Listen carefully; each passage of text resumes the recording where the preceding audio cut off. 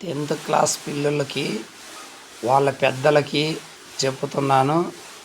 మన స్థాయి తగ్గట్టుగా కోర్స్ ఇప్పించి మన స్థాయి తగ్గట్టుగా చదివిండి.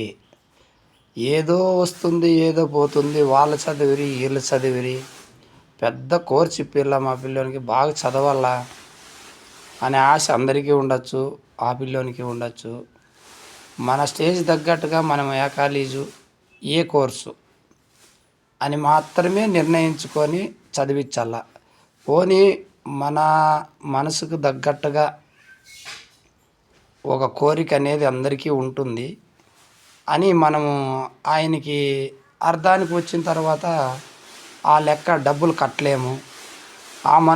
ఆ పిల్లోడు మనసు ఇబ్బంది పడతాడు. కాలేజీలో ఫీజులు కట్టలే, నాకు బుక్కులు లేవు, నాకు బట్టలు మడసంగా లేవు, అయ్యవారు ఇట్లా టెన్షన్ పెడుతున్నాడు అని ఆ పిల్లోడు బాధపడతాడు. దానికి మన ఎంత స్థాయో అంత మాత్రమే చదివించండి. మళ్ళా రాబోయే కాలంలో అర్థంలో నిలిచిపోయి ఇబ్బందులు పడద్దండి మీరు కానీ ఆ పిల్లోడు కానీ. మనకు శక్తి ఎంత ఉంటే అంత చదివించండి. అప్పుడు కూడా ఒకవేళ అంతో ఇంతో అంత అప్పు బీక్కొద్దాం ఇంత అప్పు బీక్కొద్దాం అంటే అప్పులన్నీ మిందపడేటివే, కానీ వానికి ఇబ్బంది అవుతుంది, మీరు కూడా వడ్డీ కట్టలేక ఇబ్బంది పడతారు.